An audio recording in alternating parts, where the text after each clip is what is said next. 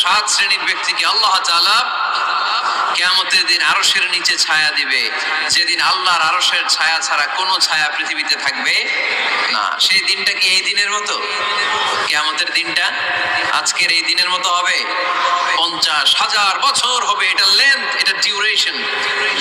কাআন সাফসাফা লা তারা ফিহা ইওয়াজা ওয়ালা আমতা, লেভেল প্লেইং ফিল্ড, তামার জমিন। একটু কল্পনা করেন তো ওই দিনটা কত ভয়ঙ্কর। বাবা ছেলেরে চিনবে না ওই দিন, ছেলে বাবারে চিনবে না, স্ত্রী স্বামীকে চিনবে না, স্বামী স্ত্রীকে চিনবে না, পীর সাহেব মুরিদ চিনবে না, মুরিদ পীর সাহেবকে চিনবে না, নেতা কর্মীকে চিনবে না, কর্মী নেতাকে চিনবে না। হায় হায়, ইয়া নাফসি ইয়া নাফসি বলে কাঁদবে। সূর্যটা মাথার কাছে চলে আসবে, সূর্যের তাপে মাথার মগজগুলো গলে গলে নাকের ছিদ্র আর কানের ছিদ্র দিয়ে টপ টপ করে বেয়ে বেয়ে পড়বে।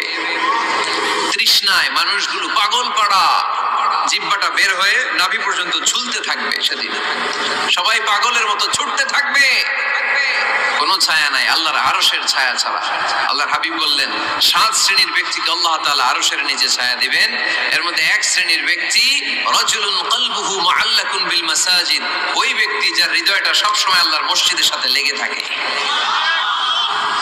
মসজিদের সাথে যার হৃদয় লেগে থাকে তাকে আরশের নিচে ছায়া দিবে কে? এজন্য মসজিদের সাথে যেন আমাদের হৃদয়গুলো লেগে থাকে।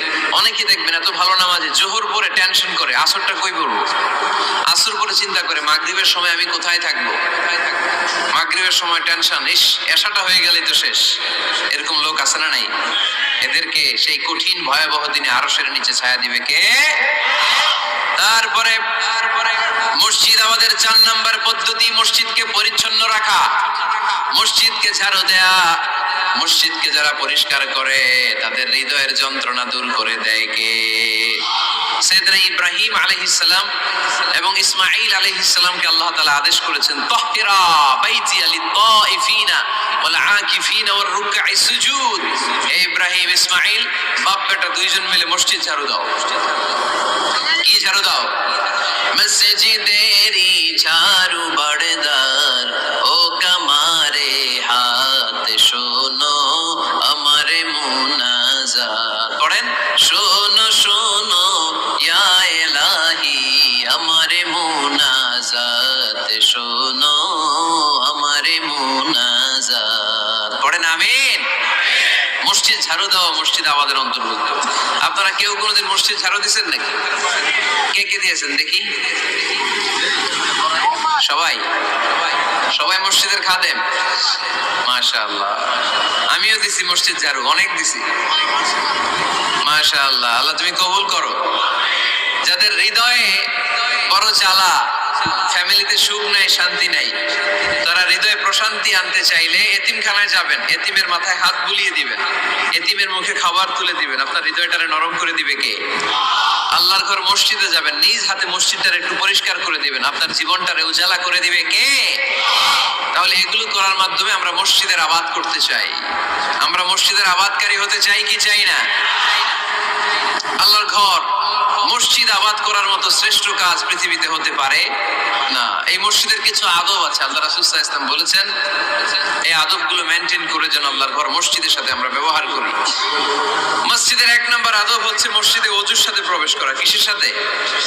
ওযু করে পরিচ্ছন্ন হয়ে মসজিদে প্রবেশ করা। এজন্য অপবিত্র অবস্থায় গোসল ফরজ, এরকম অবস্থায় মসজিদে ঢোকা যাবে? কথা বলেন, ঢোকা যায়? যেই নারীদের মাসিক চলতেছে, মেনস্ট্রুয়েশনাল পিরিয়ড চলতেছে, ওই নারীদের পক্ষে মসজিদে ঢোকা জায়েজ আছে? নাই। তাহলে এটা হলো 1 নম্বর আদব। মসজিদে ঢোকার সময় কি করে ঢুকবো? ওযু করে। আওয়াজ করে বলেন, কি করে ঢুকবো? ওযু করে। 2 নম্বর আদব হচ্ছে মসজিদে যাওয়ার সময় সবচেয়ে ভালো জামাটা পরে যাব, সবচেয়ে ভালো পাঞ্জাবিটা পরে যাব। জানতো আপনারা? না সবচেয়ে সিরাটা পরে যান? হ্যাঁ, অনেকের নামাজের জন্য একটা পুরান জামা আছে, সিরা পারা, এদিকে হাত উঠাইলে দেখতে দেখা যায়, আছে না নাই? সবচেয়ে সিরা পারাটা রাখে নামাজের জন্য, কপাল পড়া। আর সুন্নাতে খাতনার অনুষ্ঠানে গেলে মাশাআল্লাহ লেহেঙ্গা গায়ে দিয়ে যায়, আছে না নাই? না, আপনি ইবাদতের জন্য সবচেয়ে সুন্দর জামাটা রাখবেন। এজন্য রব্বুল আলামিন বলেন, ইয়া বানি আদম খুযু زينتكم عند كل مسجد ও বনি আদম তুমি যখন আল্লাহর ঘর মসজিদে ঢুকবা ও বনি আদম তুমি যখন নামাজের মুসল্লায় দাঁড়াবা তোমার সবচাইতে দামি সবচাইতে সুন্দর জামাটা গায়ে দিয়ে তুমি নামাজে দাঁড়াও ঠিক কি না তাহলে এখন মসজিদে যাওয়ার সময় কি গায়ে দিয়ে যাবেন বলেন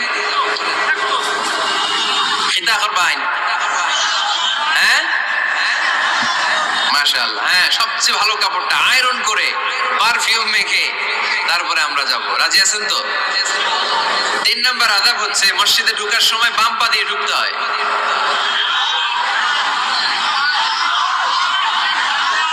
কোন পা আরো জোরে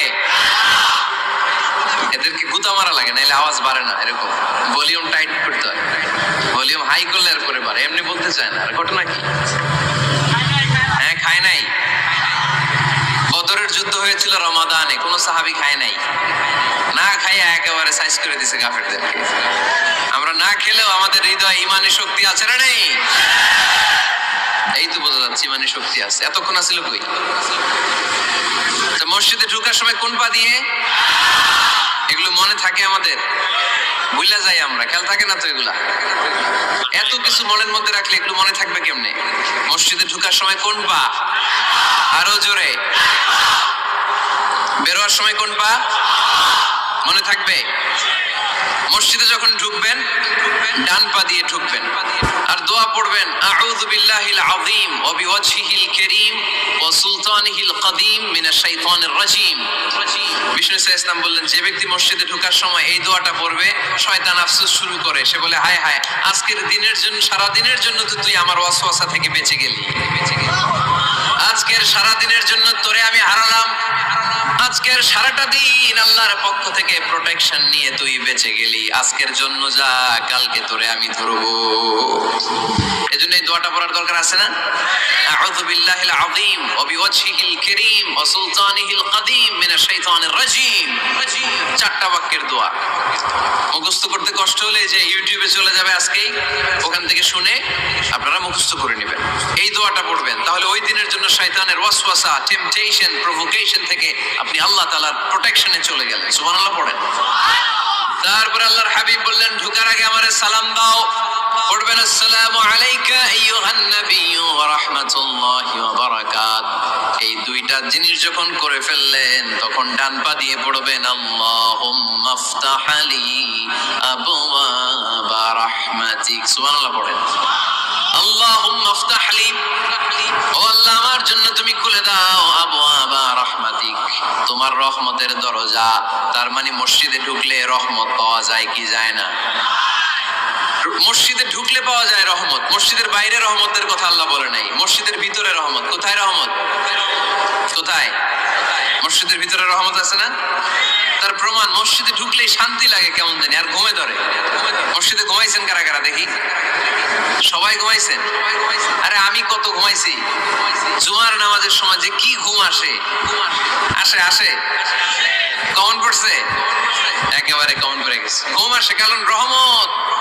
রহমতের ঝিরি ঝিরি বাড়ি ধারা আল্লাহ তাআলা আরশের উপর থেকে নাজিল করতে থাকে আর এই রহমতের কারণে হৃদয়টা প্রশান্ত হয়ে যায় অনেকের ঘুমও চলে আসে ঠিক কি না এজন্য আল্লাহুম্মা ইফতাহ লি আবওয়াবা রাহমাতিক ও আল্লাহ তোমার রহমতের দরজাগুলো আমার জন্য খুলে দাও এই দোয়া বললে রহমতের দরজা খুলে দেয় কে আবার মসজিদ থেকে যখন বের হবেন তখন কোন পা দিয়ে জোরে বলেন বাম পা দিয়ে কি পড়বেন আল্লাহুম্মা ইন্নী আসআলুকা মিন ফাদলিক ও আল্লাহ তোমার কাছে আমি তোমার পক্ষ থেকে ফদল চাই মানে রিজিক চাই রিজিক দেওয়ার মালিক কে তার মানে খুব সোজা সাপটা কথা হচ্ছে মসজিদের ভিতরে পাওয়া যায় রহমত আর বাইরে পাওয়া যায় ফদল বা রিজিক বাইরে পাওয়া যায় কি রিজিক মসজিদের ভিতরে রিজিক আছে তার মানে সারাদিন মসজিদে বসে থাকলে রিজিক মিলবে নামাজের সময় নামাজ পড়তে হবে কাজের সময় কাজ করতে হবে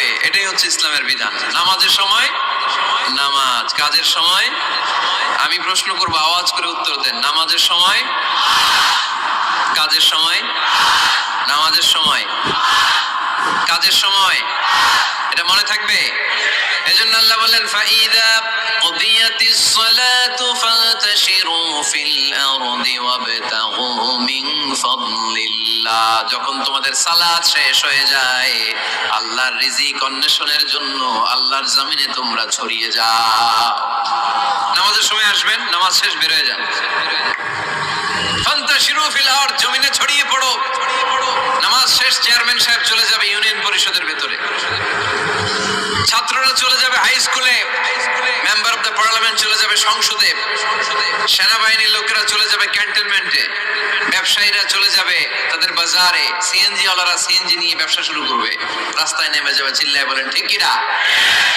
এটাই ইসলামের বিধান। নামাজের সময় নামাজ, কাজের সময়।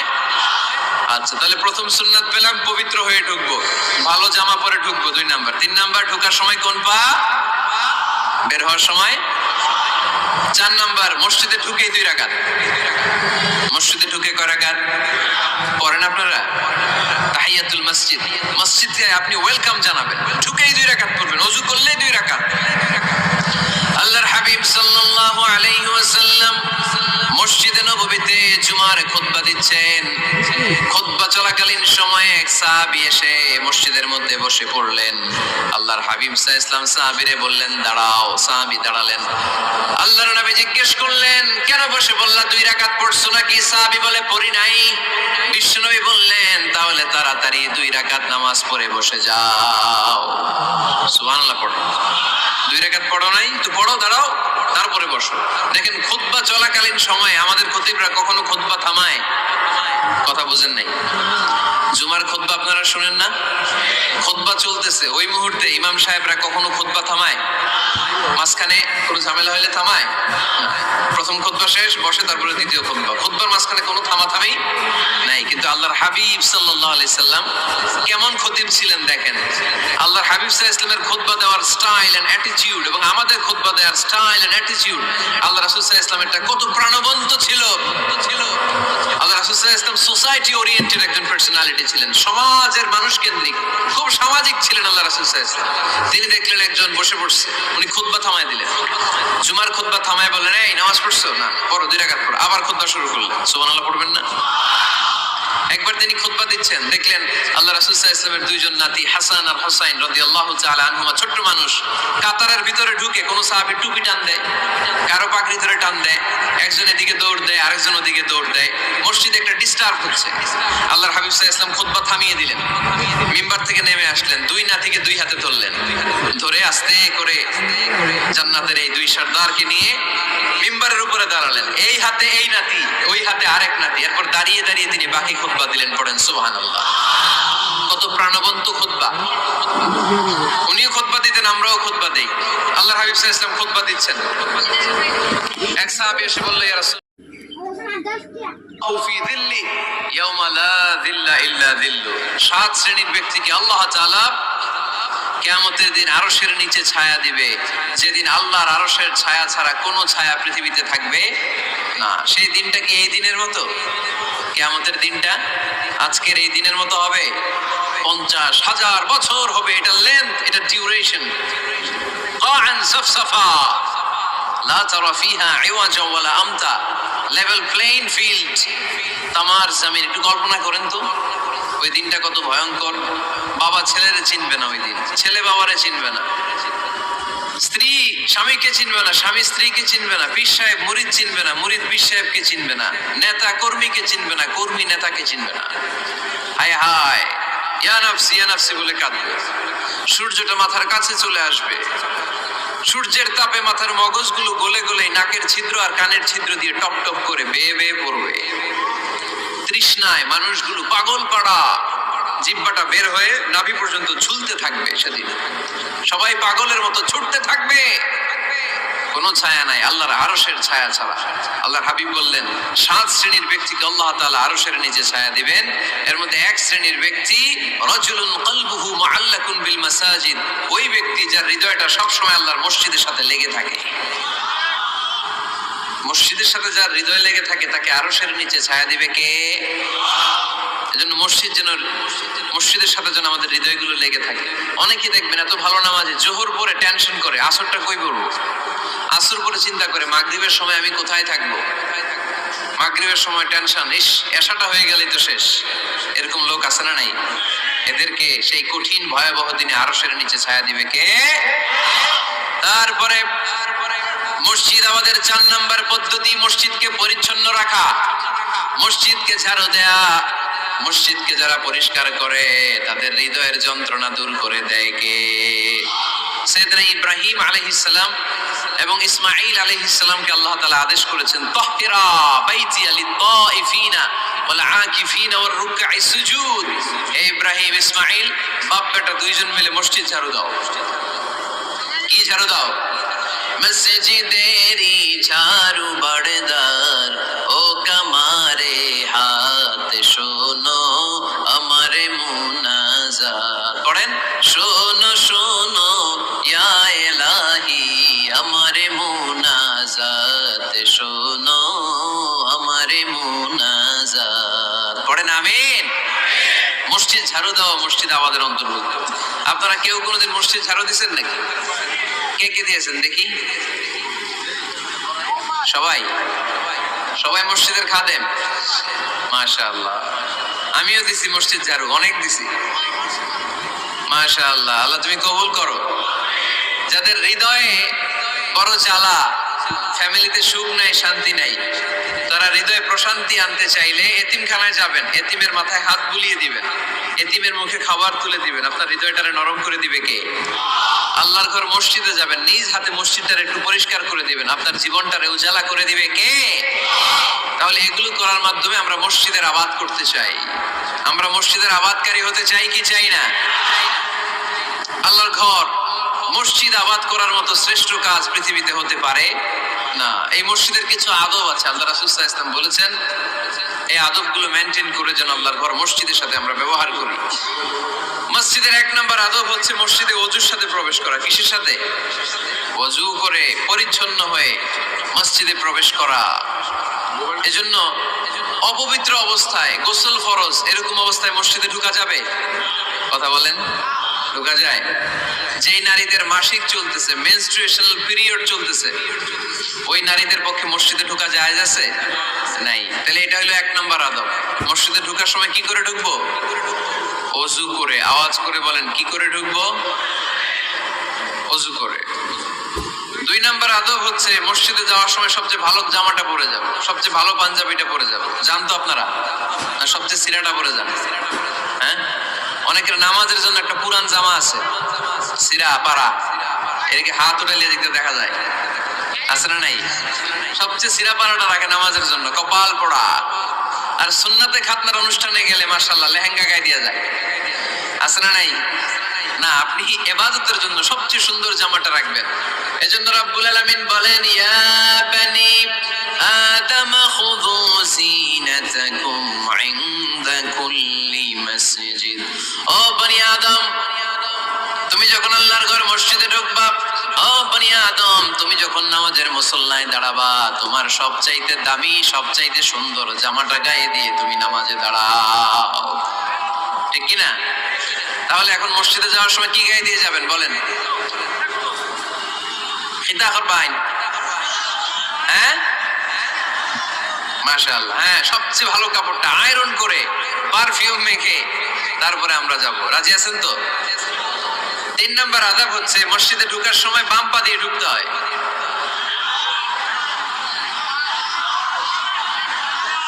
কোন পা?